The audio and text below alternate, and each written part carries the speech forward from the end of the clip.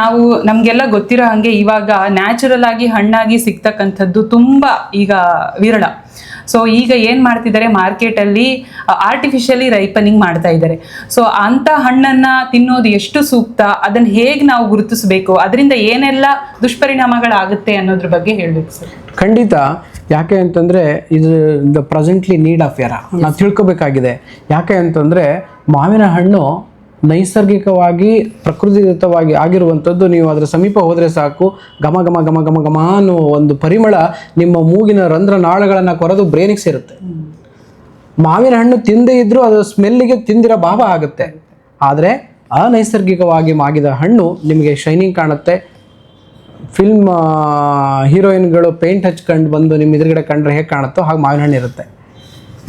ಆ ಮಾವಿನ ಹಣ್ಣು ಹೊಳಪಿರುತ್ತೆ, ಹಳದಿ ಬಣ್ಣ, ಪೂರ್ಣ ಪ್ರಮಾಣದ ಹಳದಿ ಬಣ್ಣ ಇರುತ್ತೆ, ಸ್ಮೆಲ್ ಇರೋದಿಲ್ಲ, ನ್ಯಾಚುರಲ್ ಸ್ಮೆಲ್ ಇರೋದಿಲ್ಲ. ಅದನ್ನು ಕೊಯ್ದು ತಿಂದರೆ ಹುಳಿ ಅಂಶ ಬಾಯಿಗೆ ಬರುತ್ತೆ. ಅಂಥ ಮಾವಿನ ಹಣ್ಣನ್ನು ದಯವಿಟ್ಟು ತಿನ್ನಬೇಡಿ, ಪಿತ್ತವರ್ಧನೆ ಮಾಡುತ್ತೆ. ಎಸ್ಪೆಷಲಿ ಡಯಾಬಿಟಿಸ್ ಇರುವವರು, ಪಿತ್ತದಿಂದ ಬಂದಿರತಕ್ಕಂಥ ಡಯಾಬಿಟಿಸ್ ಆಗಿದ್ದರೆ ಇದನ್ನು ತಿಂದರೆ ತೀವ್ರವಾದ ಡಯಾಬಿಟಿಸ್ ತೊಂದರೆಯಿಂದ ಬಳಲ್ತಾರೆ. ಹಾಗೆ ಮತ್ತೆ ಈ ಕೈ ಉರಿ, ಕಾಲುರಿ, ರಕ್ತದೋಷ, ವೆರಿಕೋಸ್ ವೇನು, DVT ಪ್ರಾಬ್ಲಮ್ ಇರೋರು ತಿಂದರೂ ತೊಂದರೆ ಆಗುತ್ತೆ. ಗ್ಯಾಸ್ಟ್ರಿಕ್ ಇರೋರು ತಿಂದರೆ ಜಾಸ್ತಿ ಆಗುತ್ತೆ. ಮೈಗ್ರೇನ್ ಇರೋರು ತಿಂದರೆ ಇಮ್ಮಿಡಿಯೇಟ್ ಮೈಗ್ರೇನ್ ಬರುತ್ತೆ. ಹಾಗೆ ತಲೆನೋವು ಇರೋರು, ಪಿತ್ತದಿಂದ ಬರೋ ತಲೆನೋವು ಇದ್ದರೆ ತಲೆನೋವು ಜಾಸ್ತಿ ಆಗುತ್ತೆ. ಎದೆ ಉರಿ, ಹುಳಿತೇಗು, ಹೊಟ್ಟೆ ಉಬ್ರ ಇವೆಲ್ಲ ಸಮಸ್ಯೆಗಳು ಜಾಸ್ತಿ ಆಗುತ್ತೆ. ಕೈಯುರಿ, ಕಾಲುರಿ, ಕಣ್ಣುರಿ ಜಾಸ್ತಿ ಆಗುತ್ತೆ. ಈ ಹುಳಿ ಮಾವಿನ ಹಣ್ಣನ್ನು ತಿನ್ನಬೇಡಿ.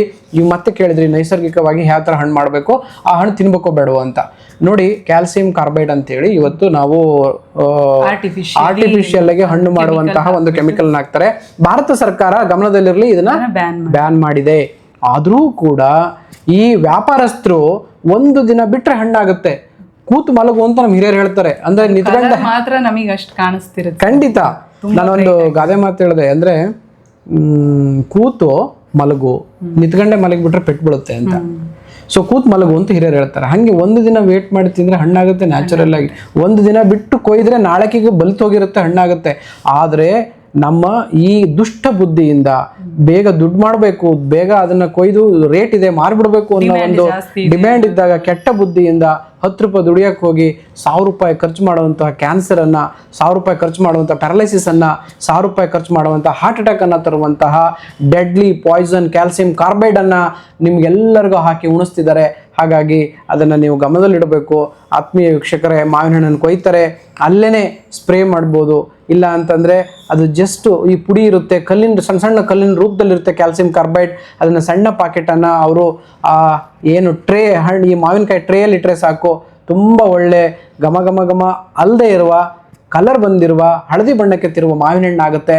ಆದರೆ ಆ ಮಾವಿನ ಹಣ್ಣು ರುಚಿಕರವಾಗಿರೋದಿಲ್ಲ, ಘಮಘಮಿಸುವುದಿಲ್ಲ. ಅದರ ಬದಲಾಗಿ ತುಂಬ ಚೆನ್ನಾಗಿ ಕಾಣ್ತಿರುತ್ತೆ ಮಾತ್ರ. ಅಂಥ ಮಾವಿನ ಹಣ್ಣ ದಯವಿಟ್ಟು ತಿನ್ನಬೇಡಿ. ಕಿಡ್ನಿ ವೈಫಲ್ಯತೆ, ನರಗಳ ದೌರ್ಬಲ್ಯತೆ, ಅಜೀರ್ಣತೆ, ವಾಂತಿ, ಬೇದಿ, ತಲೆನೋವು ಖಂಡಿತ ಇದನ್ನು ಹೆಚ್ಚಿನ ಭಾಗ ತಿಂದರೆ ಬಂದೇ ಬರುತ್ತೆ. ಹಾಗಾಗಿ ದಯವಿಟ್ಟು ಯಾರು ಇದನ್ನು ಮೊರೆ ಹೋಗಬೇಡಿ. ಅದನ್ನು ಪತ್ತೆ ಹಚ್ಚೋದು ಹೇಗೆ ಸರ್ ಅನ್ಬೋದು ನೀವು, ಅದನ್ನು ಹೇಳ್ತೀನಿ. ಜೊತೆಗೆ ಅದನ್ನ ಹೆಂಗೆ ತಿನ್ನಬೇಕು ಅಂತಲೂ ಹೇಳ್ತೀನಿ. ಒಂದು, ಈ ಕ್ಯಾಲ್ಸಿಯಂ ಕಾರ್ಬೈಡ್ ಅಥವಾ ಏನು ಹಾಕಿರ್ತಾರೆ ಅಂತಂದರೆ, ಅರ್ಧ ಮಾವಿನ ಹಣ್ಣು ತಗೊಳ್ಳಿ.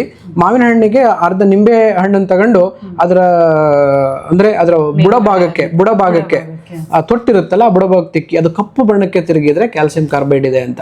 ಹಾಗಾಗಿ ಅದನ್ನು ಪತ್ತೆ ಹಚ್ಚುವ ವಿಧಾನ ಇದಾದರೆ, ಈ ಥರ ಮಾವಿನ ಹಣ್ಣು ತಂದರೆ ರಾತ್ರಿ ಸ್ವಲ್ಪ ನೀವೇನು ಮಾಡಿ ಅಂತಂದರೆ, ಸ್ವಲ್ಪ ಉಪ್ಪು ಹಾಕಿ, ನೀರು ಹಾಕಿ, ಸ್ವಲ್ಪ ಅರಿಶಿನ ಪುಡಿ ಹಾಕಿ ಮಾವಿನ ಹಣ್ಣನ್ನು ನೆನೆಸಿಡಿ. ತದನಂತರ ಬೆಳಗ್ಗೆ ಅದನ್ನು ನೀವು ತಿನ್ನೋಕ್ಕೆ ಇನ್ನೂ ತಣ್ಣಗಾಗಿರುತ್ತೆ, ನೈಸರ್ಗಿಕವಾಗಿರತಕ್ಕಂಥ ಶೀತಗುಣ ಬಂದಿರುತ್ತೆ. ಅದರ ಮಧುರ ರಸ, ಗುರುಗುಣ, ಸ್ನಿಗ್ಧ ಗುಣ, ಶೀತಗುಣ ಸೇರ್ಕೊಂಡ್ರೆ ನಿಮಗೆ ತಿಂದರೆ ಅದ್ಭುತವಾಗಿರತಕ್ಕಂತಹ ಭಾವನೆ ಮತ್ತು ಸಂಪೂರ್ಣತೆ, ತೃಪ್ತಿಕರ ಭಾವ ಬರುತ್ತೆ. ಆ ಘಮಘಮುವ ಹಣ್ಣಿನ ಸುವಾಸನೆಯ ಜೊತೆಗೆ ಈ ಗುಣಗಳು ಇದ್ದರೆ ಆರೋಗ್ಯ ಇನ್ನೇನು ತಾನೇ ಬರುತ್ತೆ. ಅದಕ್ಕೆ ಹೇಳಿದ್ದು ನಮ್ಮ ಆಚಾರ್ಯರು ಮಾತೃಸ್ಥಿತಿಯ ಅಧ್ಯಾಯದಲ್ಲಿ, ಅಂದರೆ ಯಾವ ಈ ನೈಸರ್ಗಿಕವಾಗಿರತಕ್ಕಂಥ ಕ್ರಿಯೆಗಳನ್ನು ಪಾಲಿಸಿದರೆ ಸಾಕು, ಆಟೋಮೆಟಿಕ್ ಆಗಿ ನಿಮಗೆ ಬರಬೇಕಾಗಿರ್ತಕ್ಕಂಥ ಎಲ್ಲ ಫಲಗಳು ಬಂದು ಹೋಗ್ಬಿಡುತ್ತೆ ಅಂತ. ಸೊ ಹಾಗಾಗಿ ಇವನ್ನ ನೀವು ಫಾಲೋ ಮಾಡ್ತಾ ಬನ್ನಿ, ಖಂಡಿತ ನಿಮಗೆ ಮಾವಿನ ಹಣ್ಣಿಂದ ಬರಬೇಕಾಗಿರ್ತಕ್ಕಂಥ ಎಲ್ಲ ಆರೋಗ್ಯನೂ ಬಂದೇ ಬರುತ್ತೆ. ಸರ್ ಹೇಳ್ದಂಗೆ ಈ ಆರ್ಟಿಫಿಷಿಯಲಿ ಮಾಡೋದ್ರಿಂದ ಏನಾಗುತ್ತೆ, ಅದರಿಂದ ಎಷ್ಟು ನಮಗೆ ಉಪಯೋಗಗಳಿದಾವೋ, ಅದರಲ್ಲಿ ಎಷ್ಟು ಮೈಕ್ರೋ ನ್ಯೂಟ್ರಿಯೆಂಟ್ಸ್ ಆಗಿರ್ಬೋದು, ಮ್ಯಾಕ್ರೋ ನ್ಯೂಟ್ರಿಯೆಂಟ್ಸ್ ಆಗಿರ್ಬೋದು, ಅವು ಸರಿಯಾದ ನಮಗೆ ಆರೋಗ್ಯವನ್ನು ಕೊಡುವಂಥ ಲೆವೆಲ್ಗೆ ಬರಲ್ಲ. ಸೊ ಹೊರಗಡೆ ನಮಗೆ ಅದು ಕಲರ್ ಕಂಡ್ರೂ ಕೂಡ ಅದು ಒಳಗಡೆ ಪೂರ್ತಿಯಾಗಿ ಹಣ್ಣಾಗದೆ ಇರೋದ್ರಿಂದಾಗಿ ಅದರಿಂದ ಉಪಯೋಗಗಳಿಗಿಂತ ದುಷ್ಪರಿಣಾಮಗಳೇನೆ ಜಾಸ್ತಿ ಆಗಿರುತ್ತೆ. ಖಂಡಿತ ಸರ್, ಹಾಗೆ ಇವಾಗ ಮಾವಿನ ಹಣ್ಣನ್ನ ಡೈರೆಕ್ಟ್ ಆಗಿ ತಿನ್ನೋ ಬದಲು ಅದರಿಂದ ತುಂಬಾ ರೀತಿಯ ಆಹಾರ ಪದಾರ್ಥಗಳನ್ನ ಮಾಡ್ಕೊಳ್ತಾರೆ. ಫಾರ್ ಎಕ್ಸಾಂಪಲ್ ಮಿಲ್ಕ್ ಶೇಕ್ ಆಗಿರ್ಬೋದು. ಸರ್, ಅದ್ರ ಬಗ್ಗೆ ಏನ್ ಹೇಳ್ತಾರೆ? ಯಾಕಂತ ಹೇಳಿದ್ರೆ ಆಯುರ್ವೇದದಲ್ಲಿ ಒಂದು ವಿರುದ್ಧ ಆಹಾರ ಅನ್ನುವಂತಹ ಕಾನ್ಸೆಪ್ಟ್ ಇದೆ. ಸೊ ಅದು ಹೆಂಗೆ ಈ ಮಾವನ್ನ ಉಪಯೋಗಿಸೋದ್ರಲ್ಲಿ ಯಾವ ರೀತಿ ಇರುತ್ತೆ ಸರ್? ಅದ್ರ ಕಾನ್ಸೆಪ್ಟ್ ಬಗ್ಗೆ ಹೇಳಿ ಸರ್. ಖಂಡಿತ.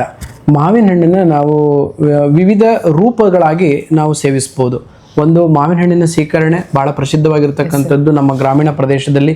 ನಾವು ಅದನ್ನು ಮಾವಿನ ಹಣ್ಣನ್ನು ಚೆನ್ನಾಗಿ ತೊಳೆದು ನೀರಲ್ಲಿ ನೆನೆಯಿಟ್ಟು ಅದು ಸಿಪ್ಪೆಯನ್ನು ತೆಗೆದು ತದನಂತರ ಹಣ್ಣಿನ ಪಲ್ಪನ್ನು ತೆಗೆದು ಅದಕ್ಕೆ ಬೆಲ್ಲ, ಏಲಕ್ಕಿ ಪುಡಿ, ಸ್ವಲ್ಪ ಮೆಣಸಿನಕಾಳಿನ ಪುಡಿ, ಹಾಗೆ ಒಳ್ಳೆಯ ಮಲೆನಾಡಿನ ಬೆಲ್ಲ ಅಂದರೆ ತುಂಬ ನ್ಯಾಚುರಲ್ ಆಗಿ ಮಾಡಿರ್ತಕ್ಕಂಥ ಬೆಲ್ಲವನ್ನು ಸೇರಿಸಿ ನಾವು ಅದನ್ನು ಸ್ವೀಕರಣೆ ಮಾಡಿ ಉಂಡ್ರೆ ಅಬ್ಬಾ ಅದ್ಭುತ.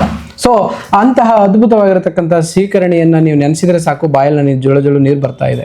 ಅಂತಹ ಒಂದು ವಿಶೇಷವಾಗಿರ್ತಕ್ಕಂಥ ಮಾವಿನ ಹಣ್ಣು, ಆ ಸ್ವೀಕರಣೆಯನ್ನು ಸೇವಿಸ್ಬೋದು.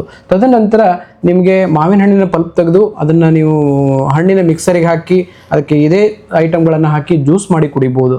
ಆದರೆ ಹಣ್ಣಿಗೆ ಮಿಲ್ಕ್ ಹಾಕಿ ಕುಡಿದ್ರೆ ಅದು ವಿರುದ್ಧ ಆಹಾರ ಆಗುತ್ತೆ ಖಂಡಿತ. ಯಾಕೆ ಅಂತಂದರೆ ಮಧುರ ಆಮ್ಲ ಗುಣ ಮಾವಿನ ಹಣ್ಣಿಗೆ ಇರುತ್ತೆ.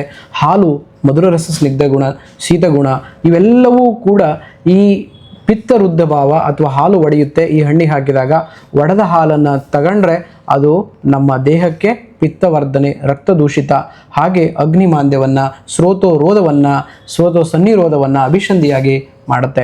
ಹಾಗಾಗಿ ಇದರಲ್ಲಿ ಮೈಗ್ರೇನ್ ಬರ್ಬೋದು, ಗ್ಯಾಸ್ಟ್ರಿಕ್ ಬರ್ಬೋದು, ಅಜೀರ್ಣ ಬರ್ಬೋದು, ಕಾನ್ಸ್ಟಿಪೇಷನ್ ಬರ್ಬೋದು, ಖಂಡಿತ ಇವೆಲ್ಲ ತೊಂದರೆಗಳನ್ನು ಖಂಡಿತ ಮಾಡುತ್ತೆ. ಆದರೆ ಜೀರ್ಣಶಕ್ತಿ ಯಾರಿಗೆ ಚೆನ್ನಾಗಿರುತ್ತೆ ಅವ್ರಿಗೆ ಯಾರಿಗೂ ಬರಲ್ಲ. ಯಾರಿಗೆ ಜೀರ್ಣಶಕ್ತಿ ಕಾಂಪ್ರಮೈಸ್ ಇರುತ್ತೆ ಇವೆಲ್ಲವೂ ಬರ್ಬೋದು. ಹಾಗಾಗಿ ಈ ರೂಲ್ಸನ್ನು ನೀವು ಫಾಲೋ ಮಾಡಿ. ಜೀರ್ಣಶಕ್ತಿ ಚೆನ್ನಾಗಿದ್ದರೆ ನೀವು ಕುಡಿರಿ, ಅದೇ ಥರ ಮಾಡಿ. ಜೀರ್ಣಶಕ್ತಿ ಚೆನ್ನಾಗಿಲ್ಲ ಅಂದರೆ ಬೆಟರ್ ಮಾವಿನ ಹಣ್ಣು ಸ್ವೀಕರಣೆ ಮೆಥಡ್ ಹೋಗಿ ಹಣ್ಣನ್ನು ತುಂಬ ಚೆನ್ನಾಗಿ ಹೆಚ್ಚಿಬಿಟ್ಟು ತಿನ್ನಿ. ಇಲ್ಲ ಅಂತಂದರೆ ಹಣ್ಣಿಗೆ ನೀವು ಏನು ಅಂತಂದರೆ ಈ ಥರದ ಮಿಲ್ಕ್ ಶೇಕ್ಗಳನ್ನು ಮಾಡಿ ಕುಡಿಯೋದನ್ನು ಅವಾಯ್ಡ್ ಮಾಡಿ. ಪನ್ನೀರು ಅಂತ ನೀವು ಕೇಳಿರ್ಬೋದು, ಹಾಲಿಗೆ ಪನ್ನೀರ್ ಮಾಡಿ ತಗೋತಾರಲ್ಲ ಅದು ಕೂಡ ಕೆಟ್ಟದ್ದೇ. ಅದು ಪನ್ನೀರು ಅಂತೇಳಿ ಪ್ರೋಟೀನ್ ಇದೆ ಅಂತೇಳಿ ತುಂಬ ತಿಂತಾರೆ.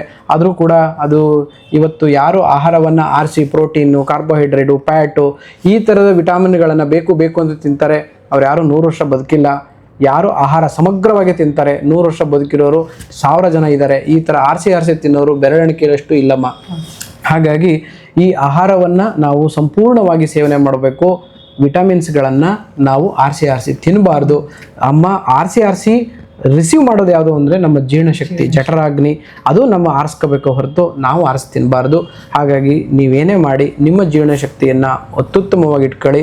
ಯಾಕೆ ಅಂತಂದರೆ ಸರ್ವರೋಗಪಿ ಮಂದಾಗ್ನಿ ಸುತರಾಮುದರಾಣಿ. ಸರ್ವರೋಗಕ್ಕೂ ಕಾರಣ ನಮ್ಮ ಜೀರ್ಣಶಕ್ತಿ.